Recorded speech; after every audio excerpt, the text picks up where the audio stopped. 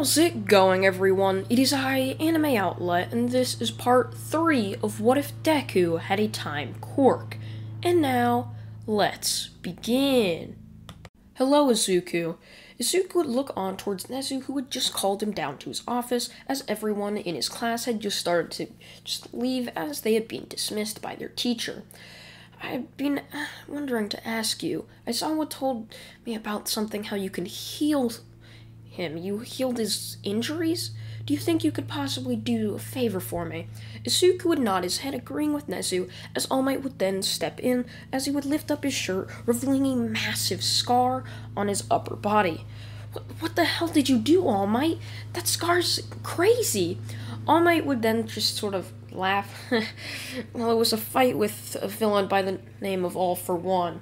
He's one of the biggest villains in this country that I know of, so yeah, he's quite strong, as you can see. As the all-powerful All Might got injured, something many people can't really imagine. Izuku's hands would start to glow as he would then ask All Might what he wants him to do. Please just try to heal this injury. I'm not getting any younger, and with this, I'm basically aging twice as fast. Izuku would put his hands on All Might before backing up, as All Might would then start to age backwards. Izuku had just decided it would be best to put All Might back in his prime, as All Might would start to age backwards, and once Izuku was done, All Might would feel instantly stronger. His scar was not there at all anymore, as he could finally breathe in fully like he used to be able to do. See, he would now not even be able to go into his small Might form. Sure, he can, but he can now sit in his big Might form or All Might form for however long he wants to, as his injuries completely passed. Izuku had put him in his complete prime. As All Might would be stretching, feeling out all of his muscles and strength, he would then thank Izuku for this before walking away. Nezu would also thank Izuku before telling him he's dismissed for the next week, while UA is doing some safety precautions and just upgrades to their security. Izuku would nod his head. However, while that week was going on, teachers would be going to all of the students, just parents' houses and houses, asking their parents if they would be able to sign this permission slip saying that they can move into the dorms for their own safety. Many of the parents would agree, while some of them didn't, but would end up being persuaded with a sum of money. So, as all of them would end up moving into the dorms during that week, as they would all now be sitting on the UA campus in their Class 1A, just dorm room, or just dorm building, where they would all just be sitting there. You guys excited for the sports festival? I can't wait to compete in it. I'm gonna get first. Many of them would just be telling themselves that even though they knew they'd probably stand no chance to someone like Bakugo, Todoroki, or Izuku.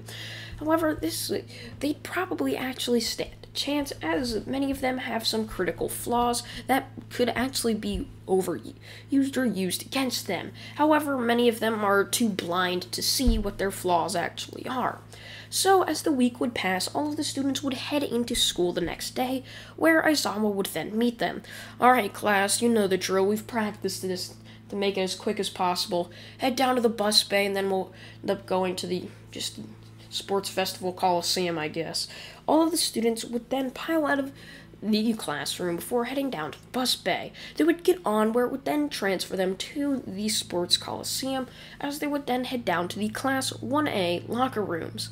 Once they would end up arriving in there, they would all see the lockers just labeled with their names, where they would then take out their things, put their PE uniform on, and then head out into the waiting room. As they would be sitting there, they would end up hearing their names called, and that they have 10 more minutes until they head out onto the field. Many of them would be excited and wishing each other good luck, as the 10 minutes would pass quite quickly. Once over, the intercom would then say, "Alright, Class 1A, you may now head out," as the solid concrete doors would slowly creak open, as all of them would walk out, as the crowd would erupt into cheering. Here was the next generation of heroes, and they were so excited. So, as this would end up happening, Midnight would ask for the first-year representative, where Bakugo would then step up, since he got the most out of the normal exams. Even though Izuku had gotten more points in the recommended exams, Bakugo still was in the normal exams, and that's what they just decided to count it on. So Bakugo would come up there, speak that he's going to win before heading back down, as many of the people below him in Bakugo's mind, or being everyone from Class 1B and below, are just thinking of how arrogant he is and how they're going to smash his face in during the sports festival.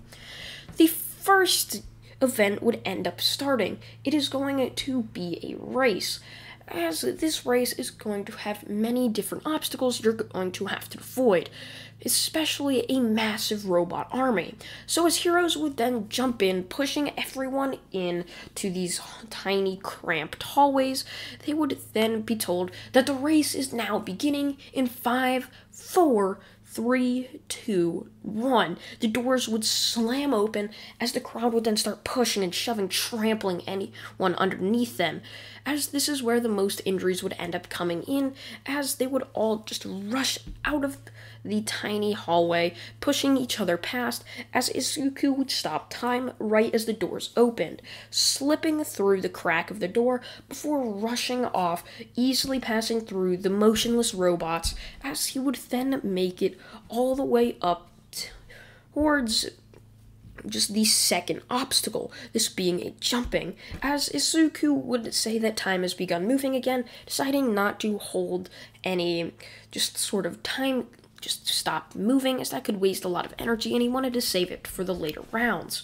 So as Izuku would say time has begun moving again, he would see all these floating platforms that he had to jump to and from. As Izuku would see this, he would then start to jump past each other. Meanwhile, back in the crowd, we could see Bakugo jumping out, just thinking, heck yeah, of course I'm first, as he would easily blow his way past the massive army of robots, as he would then be face to face with 3 gigantic zero-pointers towering over the entire crowd of young heroes in training and just UA students. As Bakugo would see this, he would then just smirk. "This is gonna be no problem," he would say. Putting his hand on the ground, he would then explode up, launching himself up towards the face of the robot, as his hand would then flicker as sparks would end up flying out of it, as he would slam his hand right into the center of the robot's head, as a massive explosion would be released, as a massive hole would be in the massive robot's head. As he would start to fall down, crumbling backwards, Bakugo would propel himself off the top of it, using his explosions to get even further. Meanwhile, Izuku has now reached the minefield, as he stops time once again to just walk on past it, as no mines would end up being set off while time was stopped. However, as soon as Izuku made it to the finish line, all of the bombs would end up exploding right there on the path Izuku had took. So, as would end up happening, Izuku would cross the finish line, as the crowd would end up cheering, right as Bakugo had exploded the robot. So as Bakugo would smirk, "They must be cheering for me," as Izuku, being first, would then just go be transferred into the waiting room. Bakugo, still thinking he was in first, would easily pass through everything until he saw just a massive road where Izuku had walked. Thinking nothing of it, Bakugo would continue on before passing the finish line, where the crowd would then cheer once again. Bakugo would look up onto the scoreboard, where he would then see his name flash, and a picture of him slamming his fist into the robot, as it would then flash second place over it. He would wonder, what the hell, how did I get second? No one is in front of me. Until it hit Bakugo. As he would be transferred into the waiting room, he would then see a smiling Izuku sitting down, just saying, "Congratulations, Bakugo. How's second place feel?" The small rivalry between Izuku and Bakugo, they had basically bet on who was going to get first in the first event, which Izuku, of course, bet on himself, and Bakugo on himself, too. So, how's that $20 holding up in your pocket? I presume it's not going to be there much longer since, I already won. As Bakugo would then just say, "How about this? Whoever gets first in this damn sports festival gets it." As Izuku would smile before saying, "Then it's gonna have to be double then, Bakugo, since I already won fair and square." Bakugo would then clench his fist before saying fine, as many of the more people in Class 1A would pile into the waiting room, having passed through the race. As the race would end up finishing, all of them would be sitting in the waiting room before everyone who had passed would end up being called out. The second event will be sort of a cavalry battle sort of thing. Midnight would go on to explain what this battle is going to be and all this and that, where she would then tell them that they now need to create teams, and that Izuku, being first, has a 10 million point headband. As Izuku would see this, he would then just struggle to find anyone who would want to be on his team. Izuku would know that his quirks really aren't useful in this since it's a time-based event, and since Izuku can't stop time for this, what are his fast forward and rewinds going to do? Sure, he can fast forward or rewind anyone who gets close to him, but then he's going to have to use so much energy bringing them all back to their same age that they were, which is going to be quite hard getting an exact date. So Izuku just decides not to bother, as he would end up creating a team, where he would then be situated on the top of the team, being the team leader, as the cavalry battle would then begin. People would surround Izuku, knowing that he had the 10 million point headband, as Izuku would know that his best option was to stall. So, as Izuku was looking for some sort of way to get out of this, the person below Izuku would then tell him that they should probably create some sort of smoke screen or something, or a mirror, as this person had a random quirk. As they were in Class 1C, they were able to just change anything that they were to touch into something else. As Izuku would nod his head, saying, yeah, that sounds like a good idea.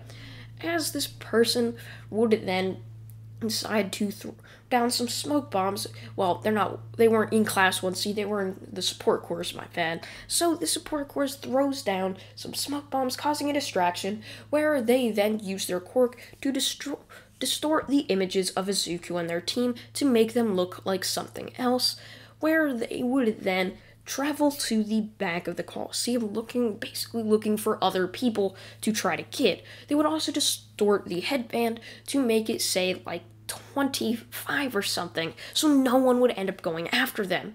As they would be sitting around, Izuku would grab a couple headbands as the match would end up beginning. As it would end up finishing, they would then put down their distortion quirk, where everyone would then realize that Izuku had disappeared after the smoke would end up clearing up, and they couldn't find him. However, once the distortion just diminished, they all realized how foolish they really were. So, as that would end up finishing, the final event would end up being told. It was a 1v1 tournament. Now, this 1v1 tournament, Izuku is going to be the first up, Midnight would say, and Izuku versus Shinso, the first place and the last place. Let's see how this goes, as everyone who wasn't competing would either be transferred up to the stands or down into their waiting room, watching the TV, waiting for something or their name to be called. As the match would begin, Izuku would see that Shinso started talking to him. Izuku had been told what his quirk was, so Izuku knew he had to keep his mouth shut, as he remembers training, as the people training him told him that anyone could have quirk. If anyone tries to talk to you, this could either be trying to draw out the fight, because they might be waiting for their quirk to activate, or that means they could be having a brainwash quirk, so it's best just to stay silent at all times. Not only just to stay hidden if you're being hidden, or to stay just sleek and just not be seen at all, you should always stay silent. It's one of the best things you could do during a hero, especially in the day, as if you're going to be loud in the day, you're just going to be easily recognized, especially in the night as well. Always be silent on hero work. It was a strange just lesson that they repeated over and over to him, repeating the same words. Silence. It was key to his hero work, as Izuku would rush over towards Shinso before punching him right in the face, as Shinso would be sent flying backwards, as he would catch himself barely from falling out, as he would rush over to Izuku trying to throw punches. However, Izuku would dodge all of them, as he would then punch Shinso right in the gut before slamming his head down into his knee, as Shinso would then fall down unconscious. Izuku had gotten many different martial arts training from everyone that was training him. They all decided that he needed to know something else besides his quirk, just in case he were to not be able to use it. So as that would happen, Izuku would go on to the next round, as his opponent would happen to be a person by the name of Shoto Todoroki. Izuku had managed to defeat him once with the help of Bakugo, so he thought he could beat him again. So as the match would end up beginning, Izuku would launch himself towards Todoroki, who would slam his foot down as an icicle would be sent flying, protruding out of the ground right at Izuku. However, Izuku would twist his body, dodging the icicle, as he would then be face to face with Todoroki, as Izuku's hand would land itself one-way ticket right into Todoroki's face. As Todoroki's face would be pushed back by Izuku's fist, Todoroki would start to fight it, before going for a punch as well. Come on, Todoroki, you know damn well you're not going to win this fight without using your fire. Todoroki would only glare at Izuku before sending another iceberg at him, as Todoroki would yell that I'm not using that damn bastard's fire, as Izuku would realize what was going on. Something must have happened, or Todoroki has some sort of issues with Endeavor, and so he does not want to use his quirk. Remember, Izuku is quite smart, having been trained by some of the best of the best. So Izuku, hearing this, would yell that it's his fire, not his father's. Kinda messed up there. As Todoroki something would click in his mind, as fire would then start going all throughout one of his arms, rushing towards Izuku, who would then have ice around one of his fists trying to punch him. However, Izuku would grab this fist as the ice would then start sticking into Izuku. As Izuku's hand started to bleed, he wouldn't care, pushing Todoroki's hand back, as Todoroki's other hand would then swing, as fire would go right over the head of Izuku, who had dodged the punch. As Izuku would then, with his one last remaining hand, punch Todoroki right in the stomach. As his now free hand, Izuku would power up his quirk, rewinding Todoroki back into a child. As Todoroki now wound, as the match would end up being called off, since Todoroki really couldn't fight as he was now a child, and they weren't about to see some kid about to punt a child across the arena like a football. So as the match would end up finishing, Izuku would fast forward Todoroki back into his normal age, making sure that it's the exact same age he was during their fight. So as that happens, Izuku would be told that he is now in the semi-finals against Momo Yaoyorozu. Izuku would smile, walking up onto the arena. Well, Momo, it appears we're finally facing off once again. I suppose you've been training since our last encounter. Well, I had to have, Momo would start. You really quite easily defeated me with the single chop to my neck, so that's really not just quite useful being able to beat so easily. So of course I had to train. As the match would begin, Momo would create a bow staff before launching towards Izuku. However, she would plant the bow staff right into the ground before flicking some of the ground right into Izuku, as it hadn't been fully cleaned after Izuku or the last fight had been begun. So with that, dust would fly up towards Izuku's face, where Momo would then send grenades down towards Izuku, where they would all then explode. Izuku would smile, knowing that she had clearly been doing training, however it clearly wasn't going to be enough, as he would then launch himself towards her as his hand was glowing bright yellow, where his hand would then connect with the top of her head, as she would then quickly go right down into a child, as the match would then be given to Izuku, as the crowd would see how powerful Izuku's quirk was, where Izuku would then just transfer back to her normal age. Izuku had learned something while he was training, that if he has contact with the skin, he can use his quirk a lot quicker. So say if he held someone's head or hand, they would be sent back or rewound faster, fast-forwarded faster. And it would also work for just going back to the normal age. So as Izuku did this, he would be told that he was now in the finals against a Bakugo Katsuki. Izuku would smile, knowing that he was about to make $40 as he would walk up onto the arena. Well, Bakugo, we meet again. You ready to pay up $40 this time? Bakugo would then smile, saying, I don't think that's gonna happen. As the match would begin, both of them would launch towards each other, as they would then just start a fist fight, just electing not to use their quirks, rather much just using their fists, going out as an all-out just duel as if it was some UFC fight or something, as many of the crowd would wonder why they weren't using their quirks at all, as both of them had also made an agreement that it'd be best to see who doesn't have the stronger quirk but is stronger in fist fighting, which of course would be Izuku, having trained for years. Izuku made sure it was a bet he was going to win. As this was happening, Izuku would easily block all of Bakugo's just hits or punches, as Izuku would swing with his leg, hitting Bakugo square on the side of the head, as Bakugo would be sent flying backwards. He would launch himself back towards Izuku. However, right as he was about to do something, Izuku would grab his arm before flipping him over, much like in canon The Heroes vs. Villains, when Izuku grabbed Bakugo's arm, flipping him up and over. So Izuku would do this, slamming him down into the ground. Bakugo would then choke out blood, where he would then get back up, being met with a punch by Izuku square in his head. Bakugo would try to fight the pain and get through it. Izuku would smile, standing over him, and would ask for the $40 before punching him one last time, knocking him clean out. It was clear that Bakugo still needed to do a lot of work, just with fist fights, not using his quirk. And that is where I'm going to leave this What If off, everyone. I'm sorry it's not 30 minutes like the last two parts, but I had to do something today, so I can't make it that long.